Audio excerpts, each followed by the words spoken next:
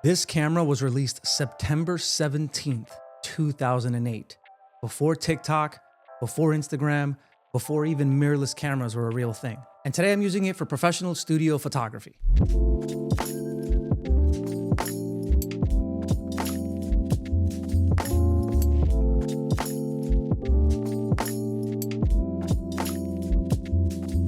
This is the Canon 5D Mark II, and the results might surprise you. Now, my main camera is the 5D Mark IV, which is still pretty old by today's standards, but I wanted to go even further back and ask a real question. Do you actually need new gear to get great photos, or does the environment matter more than the camera? So today I'm putting the 5D Mark II in the best possible scenario, a controlled studio environment, where the lighting, the settings, exposure, it's all in my control. And I can hear it in the comments already. Why would you be putting it in the best scenario as opposed to the worst scenario? Again, this camera's from 2008. It is ancient, a dinosaur by all reasonable standards. I'm not trying to put it through the ringer and see how far I can push it. I just want to see if it's a capable camera today.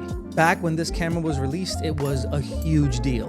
It was one of the first DSLR cameras to shoot video in 1080 with a full frame sensor. So you had that creamy bokeh that made all of the footage look way more cinematic. And again, we're talking 2008. So that was huge, unheard of. I mean, this is the one that changed how people thought about DSLRs and photography and video. It made creating more viable for creators, even though at the time, no one was really called a creator. Now, let's talk specs, and let's keep it honest. It's got a full-frame 21.1 megapixel sensor, which is still pretty good, even today. It has a whopping 9 autofocus points. I'll say that again, 9 autofocus points. The ISO range goes from 100 all the way up to 6,400. Expandable to 25,600, but we're getting into some muddy waters here.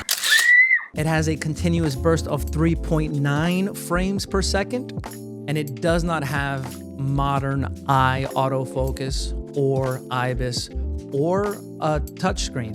So yeah, by today's standards, this thing is different, let's say. But specs don't tell the whole story, especially not in a studio. So here's what the 5D Mark II still shines. Because it has that full frame sensor, you're still getting a natural depth of field, a beautiful subject separation, and that classic full frame look. Canon's always been known for their incredible color science, and in 2008, it was still the case, so you're getting beautiful skin tones. Plus, at 21 megapixels, that's more than enough for anything going on social, anything going out for prints, or even for client work. Lots of mirrorless cameras today aren't shooting that much higher than 21 megapixels. A lot of people would argue you don't need more than 21 megapixels. So if you're using a camera like this in studio and your lighting is good, your images can still look clean and professional. But let's be real, the autofocus is slow. Compared to modern cameras, it's not even close. The ISO performance is rough. Once you go past like 1,400, 1,600, it's almost unusable. I mean, honestly, even up at 1,000, it looks pretty rough. And it doesn't have any of the modern conveniences or the bells and whistles that a lot of even entry-level cameras offer today, like the eye detection or the face tracking or the touchscreen, or even the fast burst rates. I mean, you got cameras nowadays shooting 20, 30 frames per second, which is ludicrous. I mean, that's a movie. That's a movie. 24 frames is a movie. Come on. You got cameras out here shooting video as photo. Insane.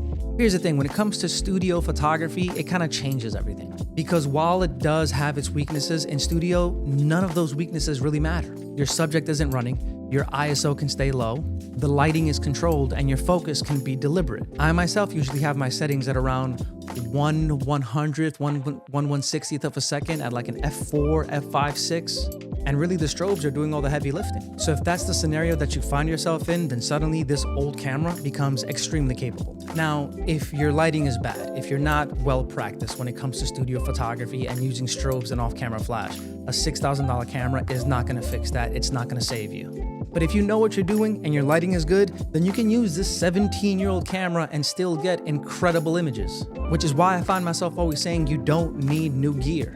You need more reps. Because content is easy, but reps are hard. Shooting in studio forces you to slow down and understand the light, and actually create the image rather than relying on technological magic to do it for you. And I'm not throwing shade on new cameras. New cameras are dope, they're awesome. All I'm saying is, just because it's a new camera doesn't make you a better photographer. And on the flip side, just because it's an older camera, that doesn't make you a worse photographer. The work speaks for itself, and if you can make it work and make it happen, then that's all that really matters. The 5D Mark II is not perfect. It's slow, it's old, it lacks pretty much any and all modern features that you can think of. But in the right environment, with the right user, it's 100% capable. So before you go out there and upgrade your camera, ask yourself, would upgrading lighting, technique, consistency matter more? Or do I need a new camera to level up? Remember, anyone can take a picture. Anyone can make a video. Content's easy. Reps, though. Reps are hard. But all right, if this video helped you rethink old gear, then hit that like button. And if you're looking for more content like this, where I share my insights on all things photography, gear, tips, tutorials, then maybe consider subscribing. And if you're still waiting for that perfect camera, then maybe this is your sign to just start shooting. I'll see you guys in the next one. Peace.